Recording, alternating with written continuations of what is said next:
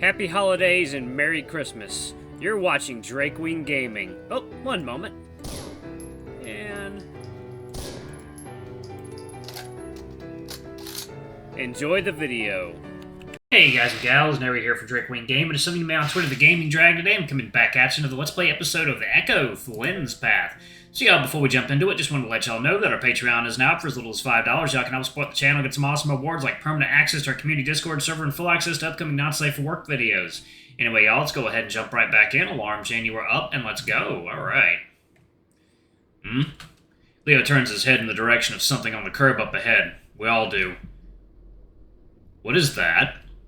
Oh my gosh! TJ covers his mouth. Carl sits up straight, trying to see. Leo slows down as we pass. There's Chase's car, all the windows shattered. And there's Duke, lying a dozen feet away from the open door of the driver's side. And there, crouching over him, is something I can't explain. Ugh! Jesus! Well, that is, not a deer. Oh yeah, Duke's fucked up. Hairless, body and limbs long. Way too long. The head comes up and all I see are 3 holes in blood. TJ screams next to me and Leo shouts something before stepping on the gas, slamming me back into my seat. I tried to look back, but whatever it was is gone. At least it's gone from where it was, because I see something moving next to my window and I turn my face. And it stares back at me, but only for a moment.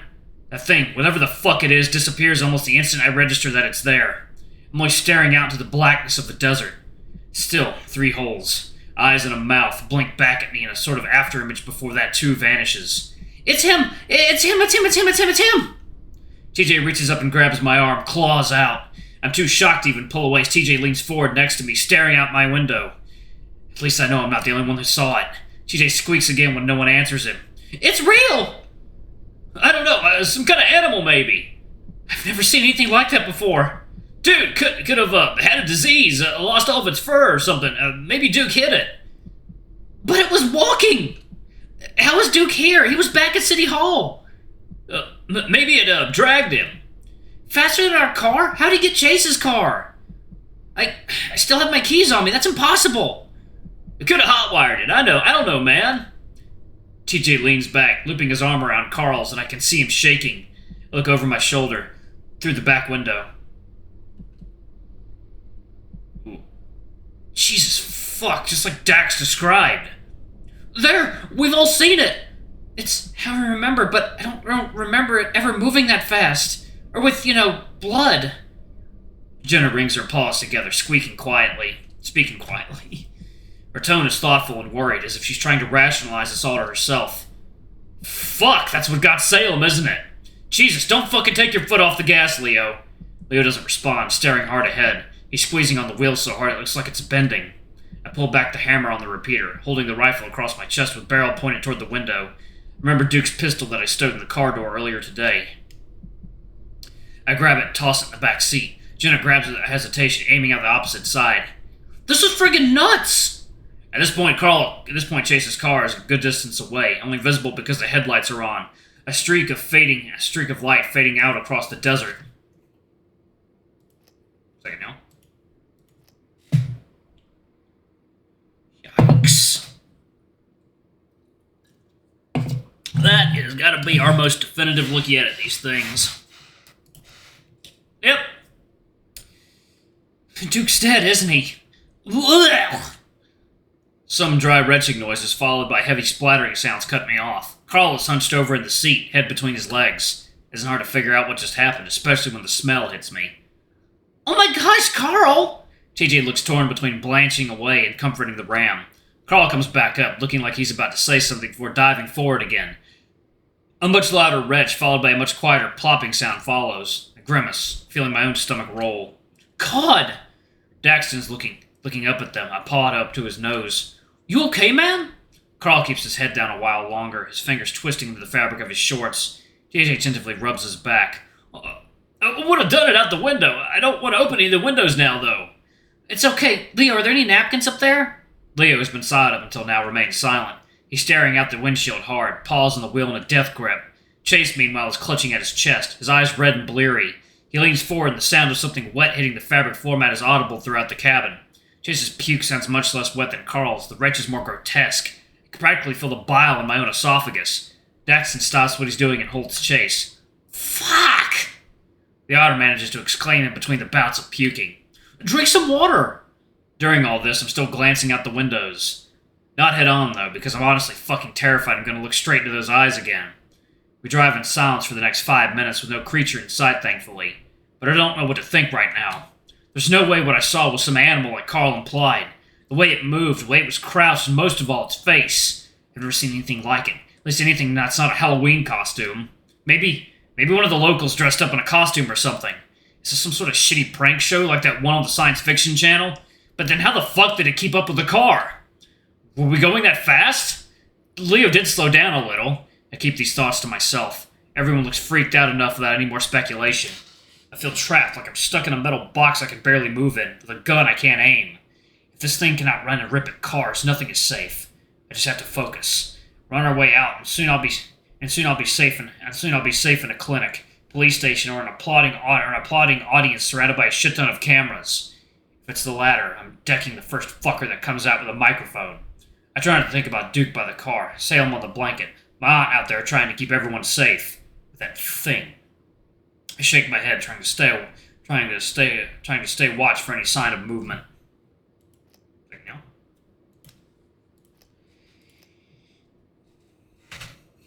Are you okay, Chase? TJ's arm is still around Carl's, the lynx craning his neck to peer back at the hunched-over otter.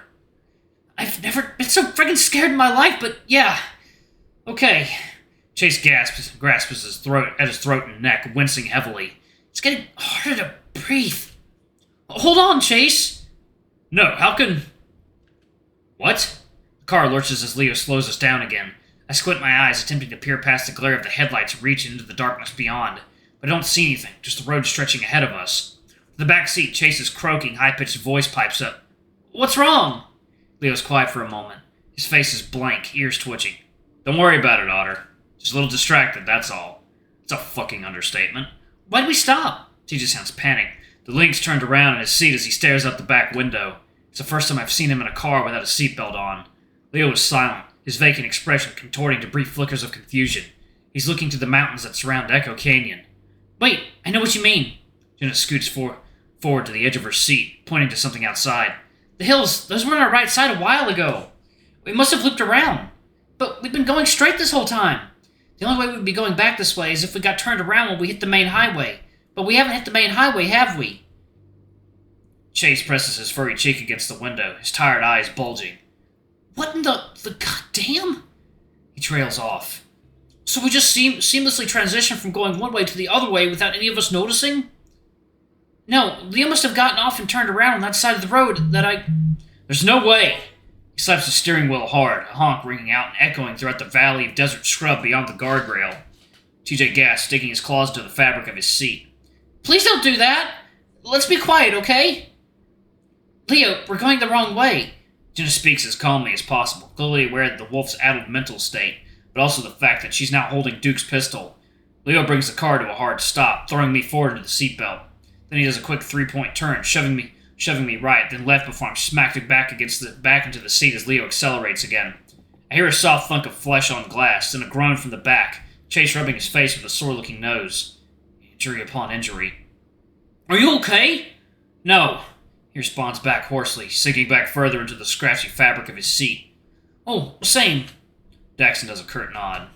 Leo's sitting upright, only moving with rigid like a goddamn automaton. We both stare out the windshield, eyes to the horizon. It's clear that Leo doesn't want any talking, so we're all quiet. Even in the silence, I can feel the growing unease from those behind us, the trembling of muscles and clicking of claws. I try to block it out, just to focus on watching what's ahead. You know? More time.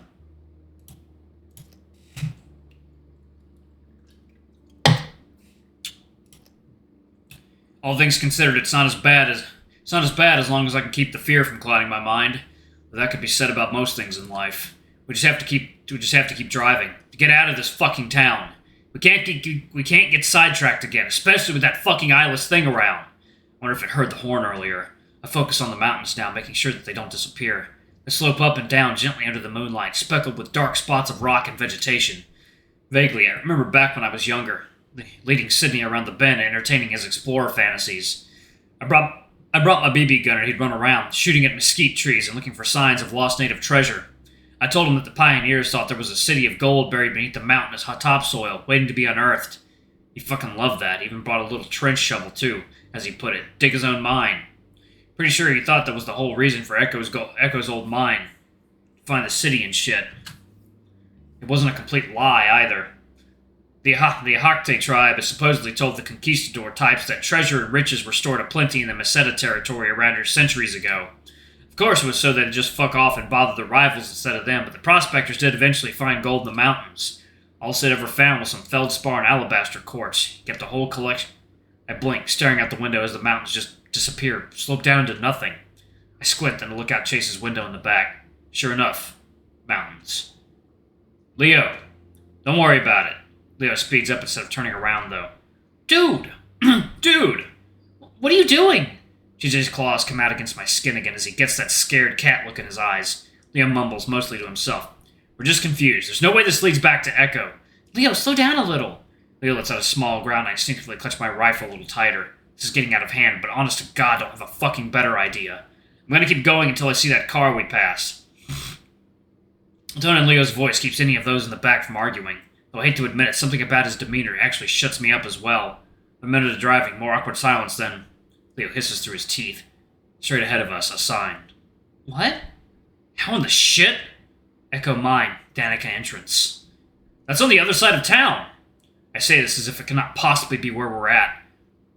There it is. It stands about 8 feet tall, faded wood with that touristy Wild West font placard that the county commissioned a couple years ago. The sign's only readable because our headlights are right on it, the original solar face lights having been destroyed by junkies a year ago.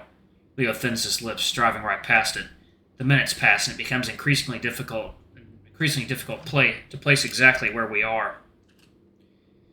On this side of town, I can see that smoke from earlier more clearly, too. The smell like burnt charcoal seeps into the cabin through the AC. 1 second, y'all. Water time.